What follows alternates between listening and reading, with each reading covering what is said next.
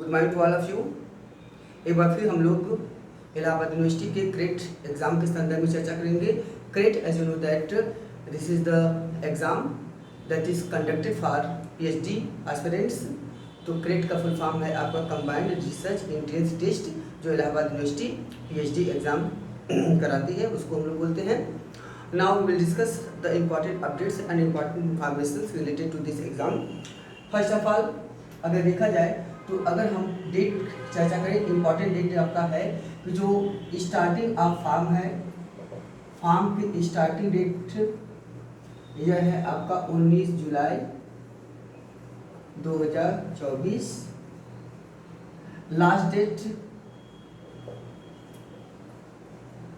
Date इसका है आपका 12 अगस्त को। और फीस सबमिशन का भी लास्ट डेट आपका 12 अगस्त ही है। अगर एग्जामिनेशन की बात करें तो चूंकि एग्ज़ाम का कोई भी अभी तक डेट अनाउंस नहीं हुआ है, चूंकि बहुत बड़ा एग्ज़ाम होता नहीं है, तो आप मान के चलिए कि एग्ज़ाम लगभग आपका मे बी सितंबर में, अदरवाइज अक्टूबर 2024 में 100% हो जाएगा। सीट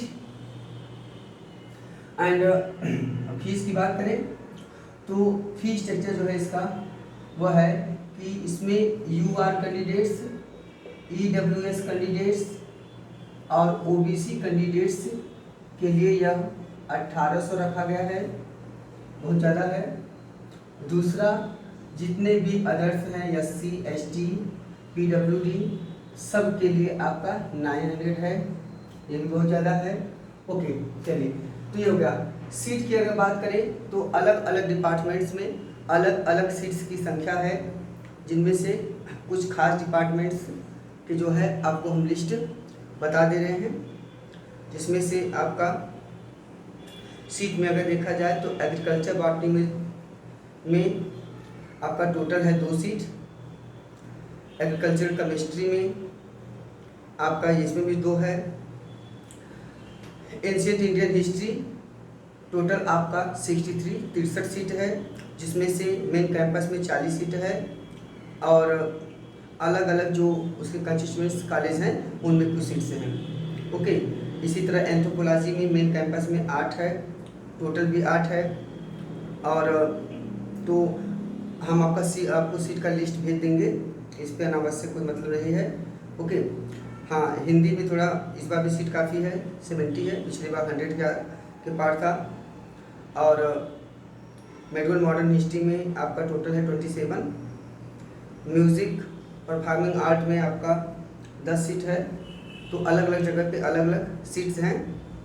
ओके, अगर टोटल सीट की बात करें तो पूरा जो एग्ज़ाम हो रहा है यह आपका कुल मिला के 47 सब्जेक्ट्स में होगा, जिसमें कुल सीट है 1182 टोटल सीट है। इसमें से 764 यह आपका एयू के मेन कैंपस में है, इलाहाबाद यूनिवर्सिटी मेन कैंपस। और उसके बाद बचे हुए जो रिमेनिंग सीट्स हैं 418 वे आपके इनके कॉलेजेस में हैं, ठीक है,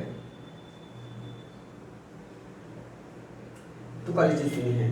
तो अलग अलग जगहों पे आपके अलग अलग सीट्स हैं ओवरऑल, तो उसका लिस्ट हम आपको भेज देंगे। अब आते हैं कि सबसे मेन एक है कि क्वालिफिकेशन, ठीक है। अगर थोड़ा सा क्वालिफिकेशन की बात करें, सबसे मेन जो चीज़ है वो ये है कि NET and JRF both the candidates will appear in the examination. इन दोनों लोगों को एग्ज़ाम देना पड़ेगा। किसी प्रकार का जो एग्जम्प्टेड का मैटर उठा था, खासकर तब ये मैटर उठता कि जब यूजीसी का जो आजकल 3rd क्राइटेरिया आ गया था, जिसे आप कहते हैं क्वालिफाइंग फॉर पीएचडी। अगर क्वालिफाइंग फॉर पीएचडी आया होता तो निश्चित तौर से हो सकता है जेआरएफ एग्जम्प्टेड हो जाते हैं। ओवरऑल अभी तो वैसा कुछ हुआ नहीं, तो नेट जेआरएफ दोनों को एग्ज़ाम देना होगा, ये जान लीजिएगा। हाँ, नेट जेआरएफ को इंटरव्यू में कुछ मार्क्स मिलते हैं, नेट को मिलता है 3 मार्क्स अलग से, और JRF को मिलता है 5 मार्क्स। अभी चर्चा करेंगे। तो नेट JRF दोनों को देना पड़ेगा, और तो आपको पता है क्वालिफिकेशन इसका PG होना चाहिए, ये तो सबके लिए है ओवरऑल। अब आते हैं अगर क्वालिफाइंग मार्क्स क्या होगा, एग्जाम टोटल कितने नंबर का होगा और उसमें आपको कितना नंबर चाहिए, ठीक है, क्वालिफाइंग मार्क्स।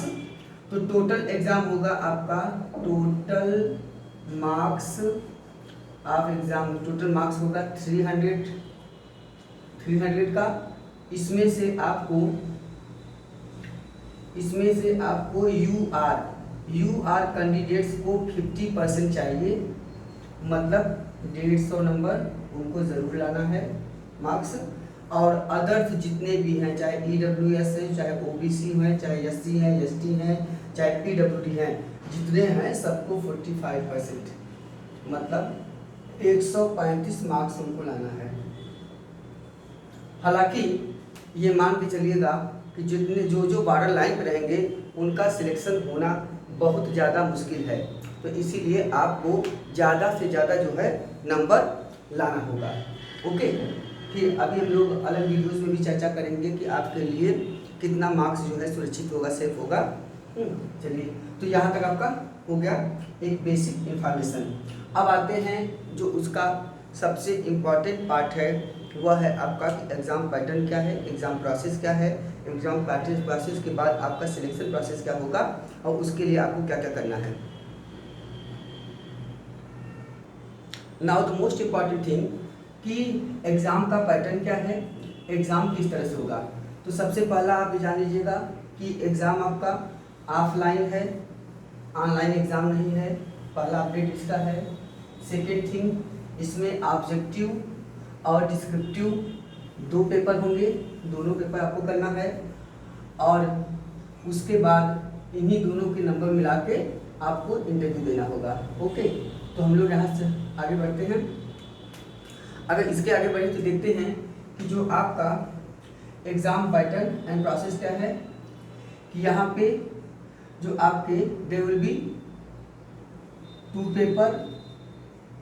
पेपर होगा, जिसमें से आपका पेपर 1 में 50 ऑब्जेक्टिव टाइप ऑफ MCQs आएंगे, MCQs ऑब्जेक्टिव टाइप क्वेश्चन आएंगे 50। इस 50 में 25 questions will be asked from research methodology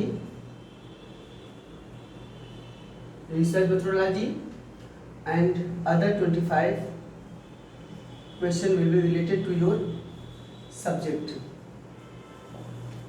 ठीक, सब्जेक्टिव होगा आपके सब्जेक्ट से, इतिहास, भूगोल, आपने जो भी सब्जेक्ट लिया होगा वहाँ से पूछा जाएगा। अब जो 50 MCQs होंगे, इसके लिए आपको टाइम मिलेगा 30 मिनट्स का।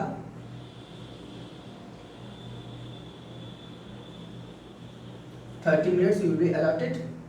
और जो सेकेंड पेपर होगा वह आपका, इसमें कुल मिला के आपको 13 क्वेश्चंस का जवाब देना है, 13 क्वेश्चन का, जिसके 3 पार्ट होंगे, A, B एंड C।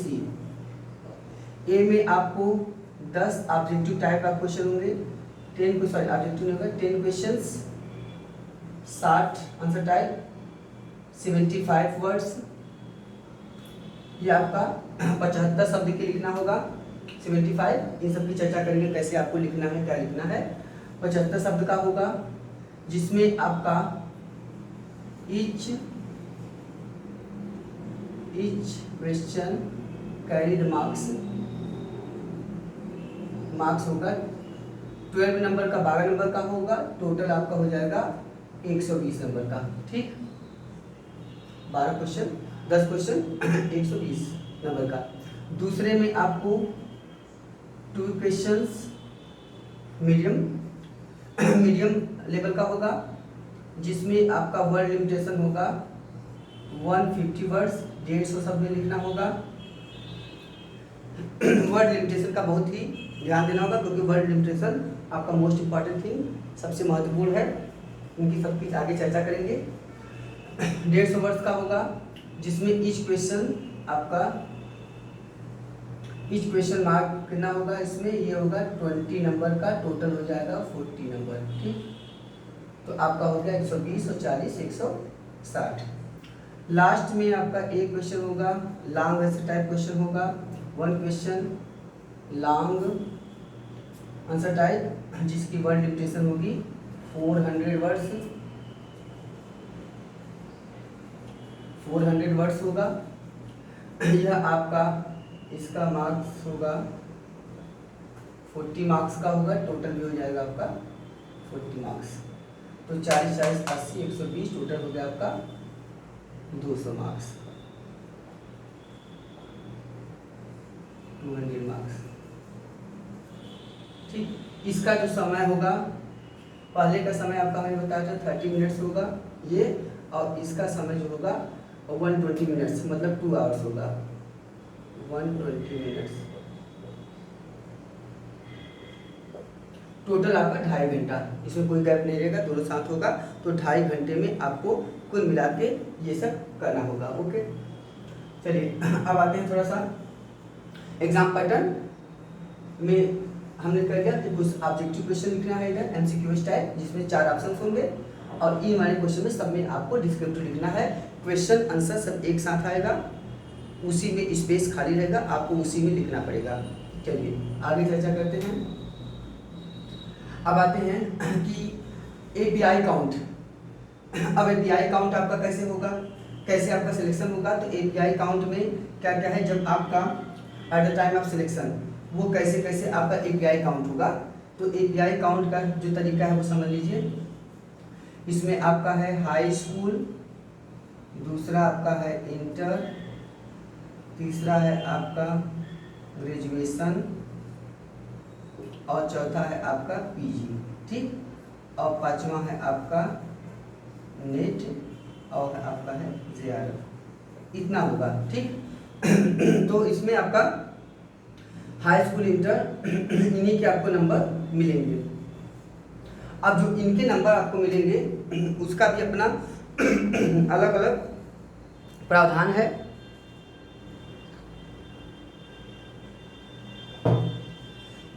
अब वो कैसे काउंट होगा, उसके लिए यह है कि अगर मान लीजिए कि कोई व्यक्ति, कोई स्टूडेंट हाई स्कूल में, पहले ऐसा समझ लीजिए कि टोटल कितना मिल सकता है। देखिए हाई स्कूल में 2 नंबर मिलेगा, इंटर में मिलेगा 3 नंबर, ग्रेजुएशन में आपको मिलेगा 5 नंबर, पीजी में आपको मिलेगा 10 नंबर, नेट का मिलेगा 3 नंबर, और जेआरएफ का मिलेगा आपका 5 नंबर। ये टोटल एपीआई आपका है। मतलब या तो किसी को नेट का मिलेगा तो जेआरएफ का मिलेगा, तो टोटल हो गया 2 3 5 5 10 10 20 20 5 25 नंबर। तो हाईएस्ट आपको 25 नंबर जो है एपीआई का मिल सकता है। हाईएस्ट आपको 25 नंबर एपीआई में मिल सकता है, अगर आपको 4 फर्स्ट क्लास हैं, और उसके बाद अगर आप जेआरएफ हैं। अगर आप 4 फर्स्ट क्लास के साथ नेट हैं तो आपका 23 नंबर हो जाएगा। केवल 4 फर्स्ट क्लास है तो 20 नंबर हो जाएगा। अब इसमें देखिए इसके भी सबलेटिंग्स हैं एंड सब क्लासेस हैं। सब क्लासेस का मतलब हो गया कि अगर इन केस मान लीजिए कि आप हाई स्कूल में 50% से नीचे हैं, ठीक है, अगर आपको हाई स्कूल में 50% से नीचे हैं, ठीक है, बिलो, अगर 50% से नीचे हैं तो 0 नंबर मिलेगा, एक भी नंबर नहीं मिलेगा।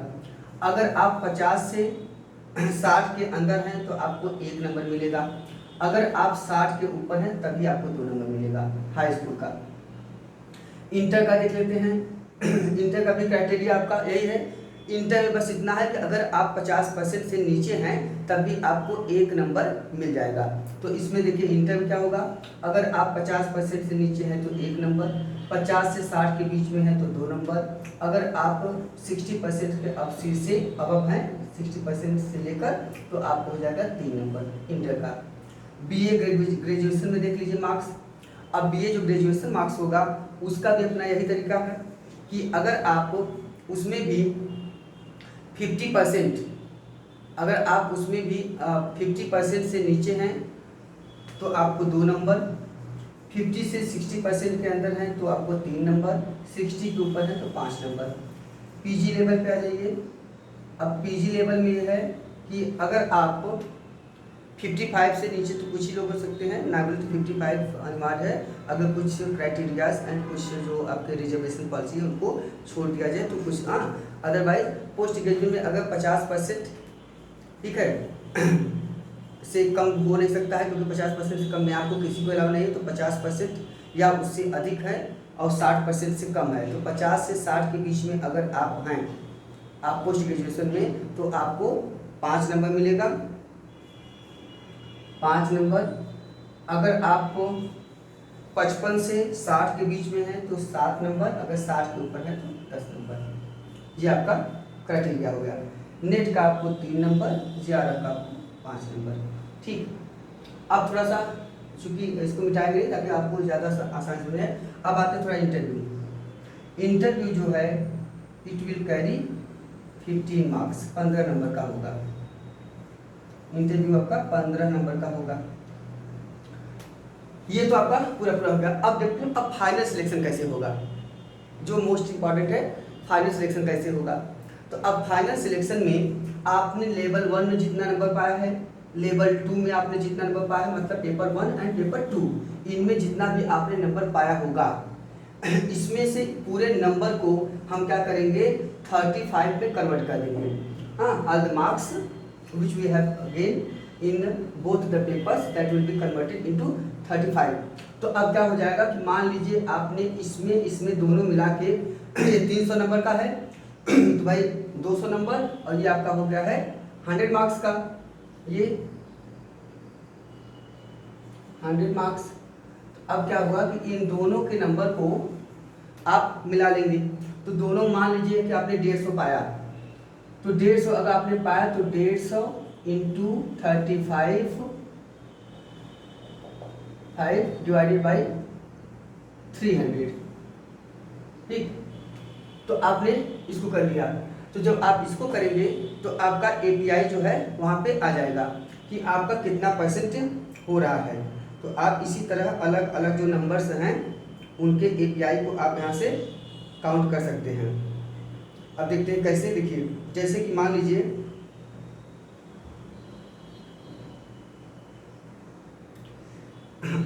कि आप 150 इंटू 35 डिवाइडेड बाई 300 कर दिया, तो आपका नंबर निकल गया 17.5 नंबर आपने पाया। अगर मान लीजिए कि कोई बच्चा इसी में 175 पा जाए या 170 पा जाए, तो आप यहाँ पे कर लीजिए, यहाँ कर लीजिए आप 170, तो आपका हो जाएगा 19.8 नंबर। ठीक, अगर 200 कोई पाया तो 200 इंटू 35 डिवाइडेड बाई 300 कर दीजिए, तो आप यहाँ से इसको कर लीजिए, तो ये आपका हो जाएगा